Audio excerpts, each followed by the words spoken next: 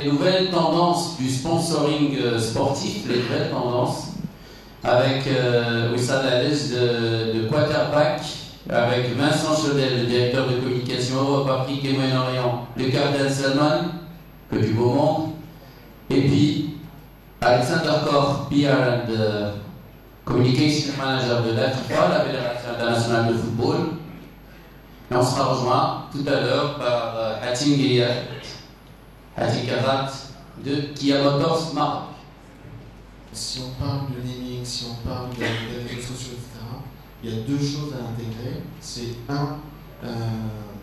le sport professionnel est quelque part entre guillemets victime de son succès. C'est-à-dire que quand on regarde aujourd'hui l'organisation d'une Coupe du Monde ou d'un événement important, il y a peut-être 50 ans ou plus, c'était, je dirais pas confidentiel, mais aujourd'hui, en termes d'organisation d'événements, d'accueil du public, c'est colossal.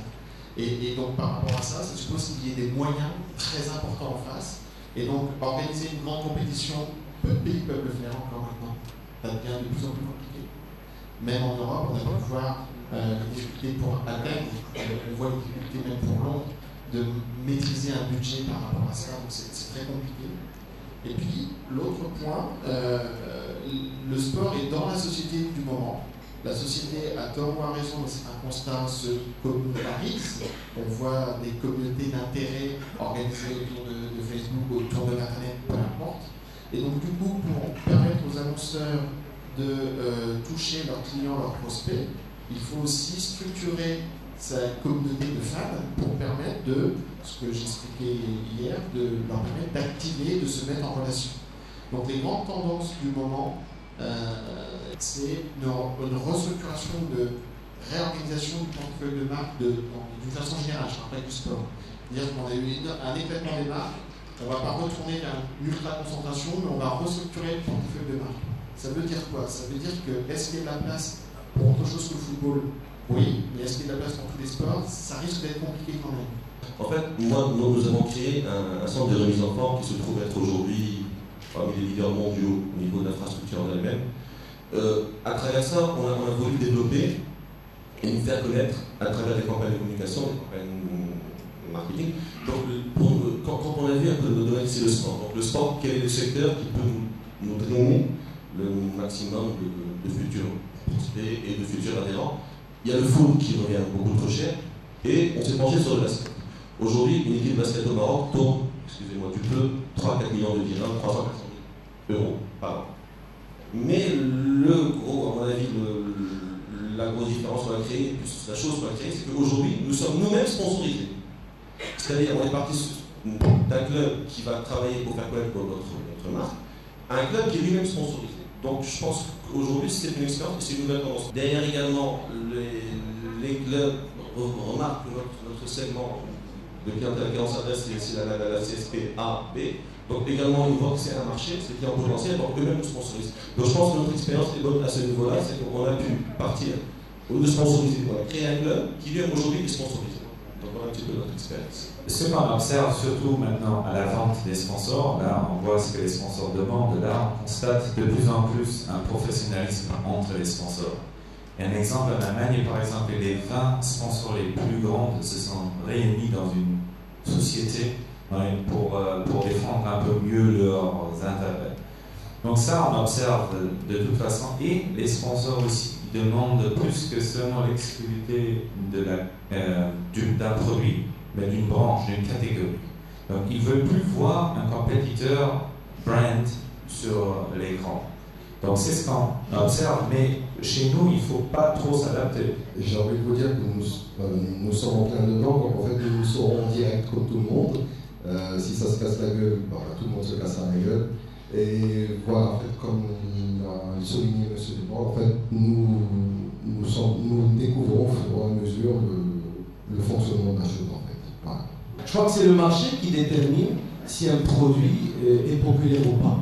Et on n'a pas à venir d'en haut et dire, voilà, je prends ce produit, j'investis dans son environnement, ou je prends celui-là et j'investis dans son environnement.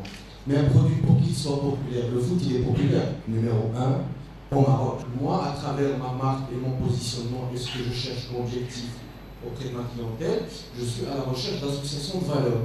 Donc je trouve dans le foot manquant, mais je le trouve aussi dans le sport automobile, dans le basket et d'autres sports. C'est pour ça qu'il y a un certain équilibre à trouver entre les sports, de façon à ce qu'ils soient tous,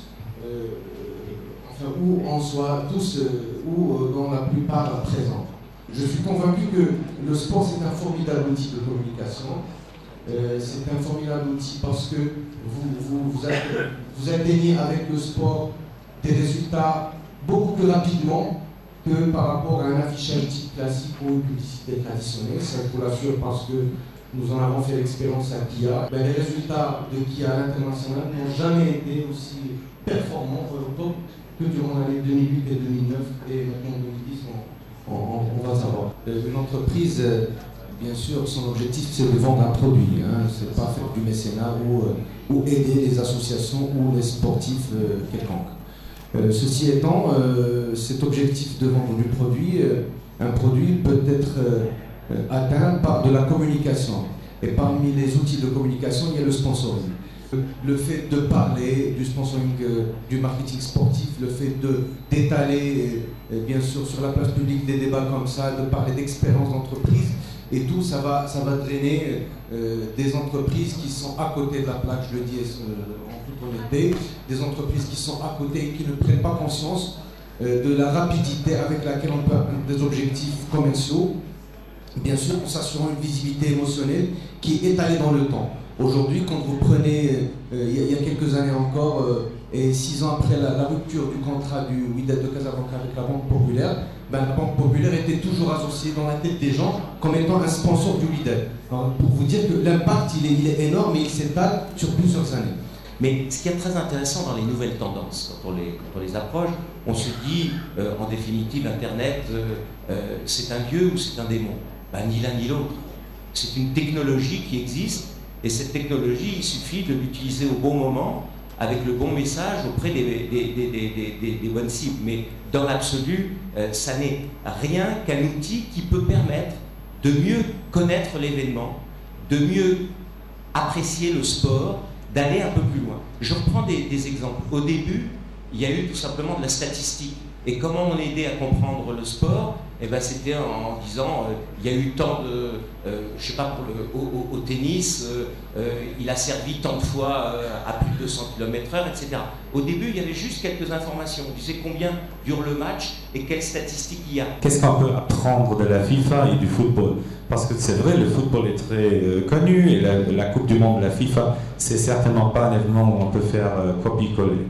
Mais par contre, on a d'autres événements. Et j'ai parlé de la Coupe du Monde féminine, par exemple, en Allemagne. Et on ne peut pas vraiment dire que le football féminin est un sport très, très, très populaire. Mais là, on peut apprendre de l'Allemagne. Hein. Ils ont créé un lien avec le journal le plus connu, die Bild-Zeitung. C'est un journal très populaire avec beaucoup d'images et que tout le monde lit chaque journée. Ils ont fait un deal qu'eux, ils doivent avoir un petit article chaque jour pendant 1 an avant la Coupe du Monde féminine. Chaque jour. Et je pense qu'aujourd'hui, on a essayé d'instaurer un événement autour du management du sport. Alors, le management du sport, l'idée, c'est qu'on puisse véritablement offrir à l'ensemble des managers marocains et des personnes qui sont en charge du sport au Maroc un beau plateau d'intervenants internationaux qui nous racontent un peu leurs expériences et qui partagent avec nous leur vécu. Malheureusement ou heureusement, l'économie du sport dans le monde est tirée par le football. On ne veut pas footballiser le sport au Maroc. Mais le Real Madrid et FC Barcelone, quand ils viennent parler, ils parlent bien évidemment du club de foot qui est le plus connu dans le monde. Ce que j'ai envie de dire par là, c'est que lorsqu'on parle de marketing, le marketing est général.